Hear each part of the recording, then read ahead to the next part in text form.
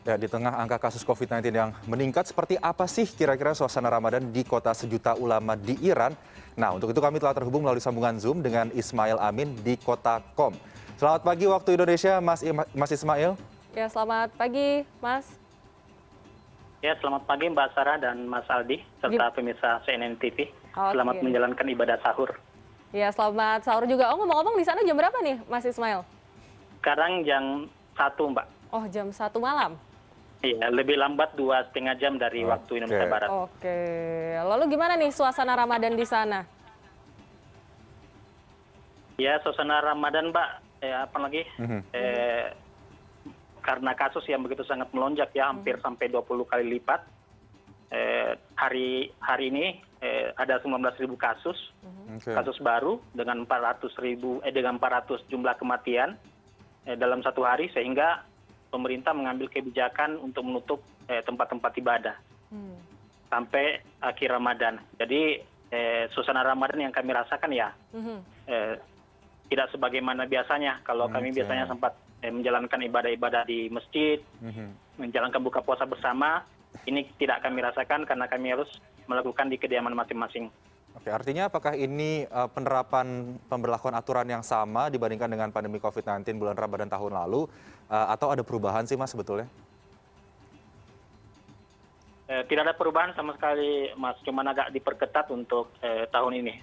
Pandemi tahun Ramadan tahun lalu juga seperti itu. Masjid-masjid ditutup, namun menjelang 10 hari menjelang akhir Ramadan, itu masjid dibuka dengan pembatasan. Jadi masjid diizinkan untuk melakukan aktivitas berburu keutamaan malam Lailatul Qadar, majelis-majelis dibuka, tapi dengan protokol kesehatan yang ketat. Kami tidak tahu apakah 10 hari di akhir Ramadan untuk tahun ini akan diberlakukan seperti itu juga atau tidak sama sekali. Karena informasi yang kami dapatkan, masjid ditutup sampai akhir Ramadan.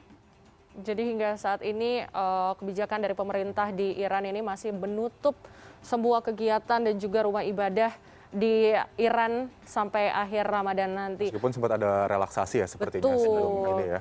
Nah, ini saya penasaran sebenarnya Mas Ismail, kalau misalnya sebelum corona seperti apa sih di Iran ini? Kalau misalnya lagi Ramadan pasti meriah banget ya. Karena penduduknya mayoritas Muslim di sana. Benar. Sebelum masa pandemi itu kegiatan aktivitas Ramadan ibadah itu sangat luar biasa sekali. Walaupun sebenarnya tidak menjadi sesuatu yang fantastis ya, karena di hari-hari sebelumnya juga di luar Ramadan memang masjid rata-rata penuh. Cuman memang aktivitas yang sangat luar biasa itu di 10 akhir Ramadan. Kalau misalnya kita di tanah air 10 akhir Ramadan justru masjid menjadi semakin sepi. Di sini justru semakin ramai dan meluber sampai ke jalan-jalan. Oke, karena mengincar keutamaan malam Lailatul Qadar, malam yang lebih baik daripada 1000 bulan. Tapi kalau kita bicara soal COVID-19 ini, apa sih sebetulnya Mas Ismail yang men-trigger kemudian pemerintah kembali memperlakukan pengetatan, atau tadi bahkan sempat disebutkan kasus aktif harian bisa bertambah 20.000 maksud saya per harinya? Benar.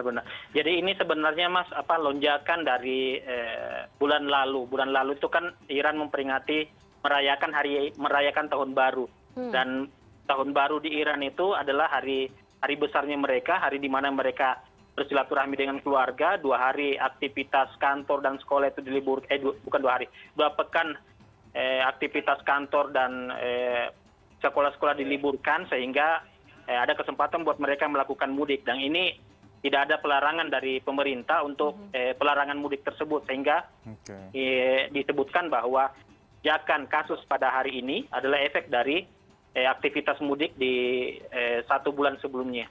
Oke, berarti karena memang ada libur panjang dan juga mudik ya, jadi mobilitas penduduk tinggi di sana. Betul, jadi adanya kenaikan kasus di sana. Kalau misalnya masalah vaksin bagaimana di sana, Mas Ismail? Ya, kalau di Iran sendiri memiliki vaksin lokal dan sudah dalam tahap uji coba. Dan juga kami dapatkan informasi bahwa pemerintah Iran sendiri mendapatkan vaksin dari Rusia. Dan itu juga sedang dalam tahap uji coba di Iran. Oke, jadi sampai sekarang masih belum keluar tuh emergency use authorization-nya dari pemerintah setempat untuk dibagikan begitu ya Mas? Belum. Oke, ini Mas Ismail, kita kalau ngomongin soal mudik ya, mudik di Indonesia kita tahu lah bagaimana mobilitas penduduk. Ya, kebanyakan dari kota, kemudian pulang kampung ke daerah-daerahnya masing-masing. Kalau di Iran sendiri, tradisi mudiknya itu seperti apa sih kalau kita berkaca pada masa mudik Lebaran sebelum pandemi COVID-19 tentunya? Ya kalau aktivitas mudik, tradisi mudik di Iran itu bukan di hari Lebaran, Mas, bukan di bulan Ramadan menjelang Lebaran, tapi yang di tahun baru itu tadi. Jadi dengan adanya libur sampai 2 pekan, itu dimanfaatkan oleh orang-orang Iran untuk melakukan aktivitas mudik. Jadi tradisi mudik mereka itu di perayaan tahun baru, bukan di Lebaran, karena di aktivitas Lebaran hanya libur 1 hari 2 hari, setelah itu aktivitas kembali berjalan normal seperti biasa. Oke, selanjutnya ada satu yang bikin saya penasaran ya sebenarnya kan kalau misalnya ngomong-ngomong tentang Ramadan, ini kan tidak lepas sebenarnya dari makanan khas daerah masing-masing. Nah kalau misalnya di Iran sendiri, apa sih yang menjadi ciri khas nih, makanan yang menjadi ciri khas untuk berbuka di sana? Jadi kalau makanan khas di sini Mbak ada namanya sulbomiyot.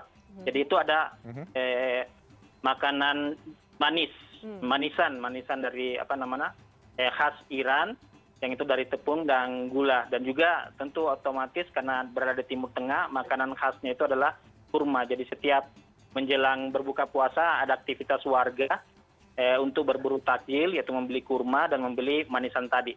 Kalau favorit Mas Ismail, menu kuliner di Iran apa nih? Kalau kebetulan karena di sini kami berkeluarga, jadi menu berbuka puasa dibuat sendiri dan dengan cita rasa Nusantara dengan menu-menu Indonesia. Oh, oke, berarti karena manisan atau makanan khasnya Iran itu seperti tidak cocok dengan lidah kita karena terlalu manis. Jadi kita buat dengan selera kita sendiri. Oke, berarti ini memang cita rasa Indonesia tidak terlupakan. Benar sekali. Nah ini ngomong-ngomong, Mas Ismail udah berapa lama nih nggak pulang ke Indonesia? Terakhir pulang 2 tahun lalu, Mbak. Wah, 2 tahun. Oh, berarti pas sebelum COVID ya? Iya. Pulang ke Indonesia. Iya, sebelum COVID. Kangen nggak, Mas? Benar. Kangen nggak? Apa nih yang dikangenin? Ya, dikangenin tentu saja memang suasana, apalagi kalau misalnya di bulan Ramadan itu Mbak, sangat berbeda dengan di Iran yang bagaimana saya katakan tadi, suasana tidak terlalu berbeda, tidak terlalu mencolok perbedaannya, karena memang aktivitas keagamaan itu sudah seperti di hari-hari biasa di luar bulan Ramadan. Dan kebetulan juga di sini tidak ada aktivitas membangunkan sahur, Mbak. Tidak sebagaimana di Indonesia yang menjelang sahur itu sangat ramai dengan suara-suara atau bunyian-bunyian, sehingga itu yang membuat kadang kita kangen dengan suasana Ramadan di Indonesia. Oh gitu ya, kalau pagi-pagi ya biasanya sahur gitu. Sarah sahur. Aldi sahur, itu dikangenin juga ya ternyata Mas Ismail. Ini kan ada juga salah satu topik yang menjadi trending belakangan di dunia ya, yaitu adalah pertemuan antara Arab Saudi dan Iran di Baghdad. Nah ini kan sebelumnya kedua negara ini menjadi ada perseteruan yang terjadi antara Arab Saudi dan Iran. Bagaimana sih sebetulnya masyarakat Iran di sana memaknai pertemuan yang bisa dibilang bersejarah ini? Jadi sebenarnya masyarakat Iran dengan masyarakat Arab Saudi sendiri tidak ada masalah. Yang ada adalah kebijakan politik di antara dua negara. Masyarakat Arab Saudi itu banyak yang datang juga ke Iran berziarah atau melakukan kunjungan, begitu juga orang-orang Iran itu paling bisa dikatakan sebagai negara Muslim yang paling banyak umroh setiap tahunnya atau menunaikan ibadah haji setiap tahunnya di Arab Saudi. Jadi secara umum masyarakat Arab Saudi dan masyarakat Iran tidak ada masalah apa-apa. Yang memang selama ini antara dua negara itu adalah masalah politik, yang kemudian memang dalam beberapa tahun terakhir ada hubungan yang agak kurang bagus, bahkan saling memutuskan hubungan diplomatik. Namun dengan adanya pertemuan tersebut, tentu saja masyarakat Iran berharap ada hubungan yang baik kembali terjalin antara kedua negara. Karena efeknya adalah di masyarakat sendiri, karena hubungan yang kurang bagus kemarin itu membuat Arab Saudi mengeluarkan kebijakan pelarangan warga Iran untuk menunaikan ibadah haji maupun umroh. Jadi ketegangan politik tidak memengaruhi bagaimana masyarakat kemudian bersosialisasi satu sama lain ya di Arab Saudi dan Iran. Tapi mungkin satu pertanyaan terakhir, ini kan kembali dilakukan lockdown ya di sana di Iran. Kalau KBRI ataupun kantor perwakilan Indonesia sendiri di Iran merangkul masyarakat Indonesia yang saat ini sedang menjalankan ibadah puasa, apa yang diberikan imbauannya kepada WNI, Mas? Ya, dari awal pandemi dari tahun lalu KBRI Tehran itu sangat aktif memberikan bantuan kepada masyarakat Indonesia, termasuk memberikan bantuan fasilitas kesehatan seperti masker, hand sanitizer itu di drop ke masing-masing kota, termasuk juga paket-paket sembako untuk kepada masyarakat Indonesia yang ada di Iran di berbagai kota. Dan selama ini selalu berhubungan baik dengan warga negara Indonesia yang ada di sejumlah kota yang ada di Iran, termasuk membuat grup WhatsApp, grup di media sosial sehingga saling menanyakan satu sama lain keadaan dan kondisi masyarakat Indonesia. Sering juga dikeluarkan himbauan dari KBRI Tehran untuk masyarakat Indonesia yang ada di Iran untuk sebisa mungkin tidak melakukan aktivitas di tempat-tempat keramaian atau di luar selama masa pandemi ini.